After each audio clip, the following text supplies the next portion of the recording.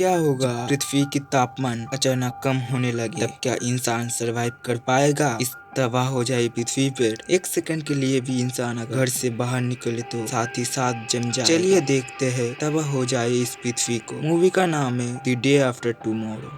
Antarctica के बीचों बीच कुछ साइंटिस्ट रिसर्च कर रहे थे। उन्हें अंदाजा भी नहीं था कुछ देर बाद क्या होगा उनके साथ। और तभी कैंप की कुछ दूरी पर बर्फ में दरार पड़ने लगी, जो कैंप की तरफ बढ़ रहा था। और वहाँ पर जेसन नामक एक साइंटिस्ट खाई में गिरने लगा, पर दोनों साइंटिस्टों ने उसे बचा लिया किसी तरह से। और दूसरी तरफ न्यू दिल्ली में जैक नामक एक व्यक्ति अपना स्पीच दे रहा था और वो कह रहा था ग्लोबल वार्मिंग के वजह से जो बर्फ पिघल के समुद्र में आता जाता है, उसकी वजह से समुद्र में नमक का मात्रा कम हो जाएगा और मीठा पानी ज्यादा हो जाएगा और पृथ्वी में 100 से 200 साल के बाद आइस एज का स्टार्ट हो जाएगा। पर कोई भी देश इस बात को सीरियसली नहीं लेता, जो इन सब की बहुत बड़ी गलती होगा। तो वो कैसे?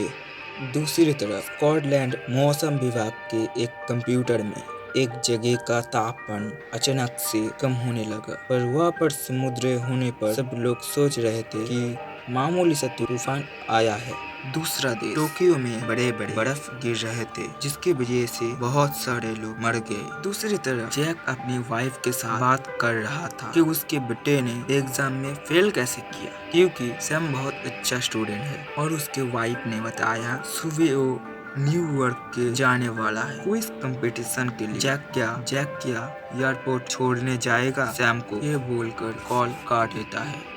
क्विज कंपटीशन के बाद वो सब लोग पार्टी कर रहे थे। वहाँ पर एक लड़का आता है जिसका नाम जेडी है। वो लौरा को स्कूल दिखाने के लिए जाता है, पर ये सब सैम को पसंद नहीं आता।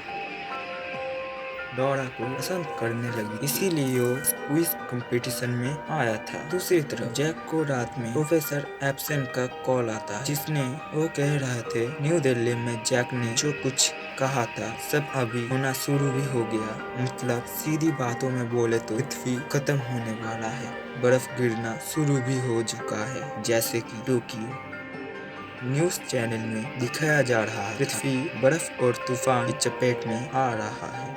बहुत सारे प्लेन क्रैश भी हो रहे थे, इसीलिए सभी प्लेनों को कैंसिल कर दिया गया। और इसी वजह से सैम और उसके दोस्त अपने देश या फिर शहर में नहीं जा पा रहा था। दूसरी तरफ कॉन्फ्रेंस रूम में नासा की कर्मचारी बताती है यह सब कुछ सूरज की वजह से नहीं हो रहा है।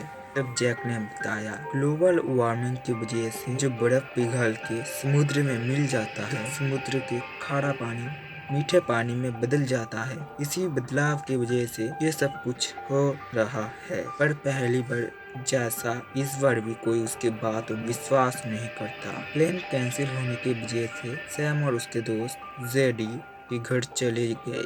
कुछ देर बाद जेडी ने कहा मेरा भाई स्कूल में है, मैं उसे लेकर आता हूँ। पर बाहर की मौसम की वजह से सैम और उसके दोस्तों ने कहा हम भी तुम्हारे साथ जाएंगे या फिर तुम्हें नहीं जाने देंगे।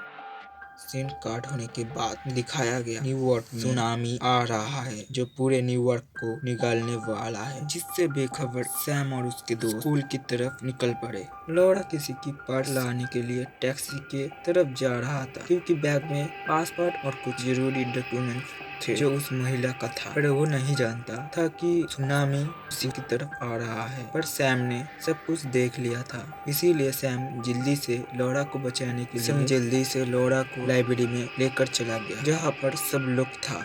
दूसरी तरफ जैक कॉल में एब्सेंट को बता रहा कुछ ही दिनों के अंदर ये सब कुछ रुक जाएगा और आइस एज का शुरुआत होगा। न्यूयॉर्क में सैम एक टेलीफोन बूथ से अपने डैड को कॉल करते और उसके डैड को बताया वो सब लोग एक लाइब्रेरी में फंस गए। तभी जैक ने रिवील किया कुछ ही दिनों के अंदर ये सब कुछ रुक जाएगा और आइस एज का शुरुआत होगा। और उसने ये भी कहा वो सैम को लेने जरूर आएगा। सैम जब ये बात सभी को बताता है तो कोई उसके बातों में विश्वास नहीं करता और वो सब शहर के बाहर निकल जाता है। दूसरी तरफ जैक और उसके दोस्तों ने एक साथ न्यूयॉर्क के लिए निकल गए।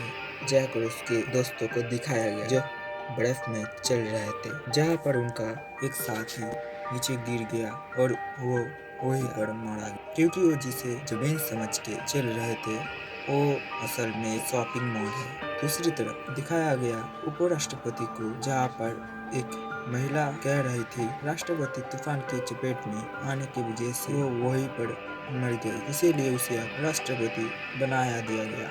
न्यूयॉर्क में लॉरा को दिखाया गया जो बुखार की वजह से सो रहा था, क्योंकि कुछ दिन पहले उसका पैर कट गया था, जिसकी वजह से वहाँ पर इन्फेक्शन हो गया था और वो मर भी सकती थी। इसीलिए सैम उसके दोस्तों ने मेडिसिन के लिए बाहर जाने के लिए तैयार हो रहे थे।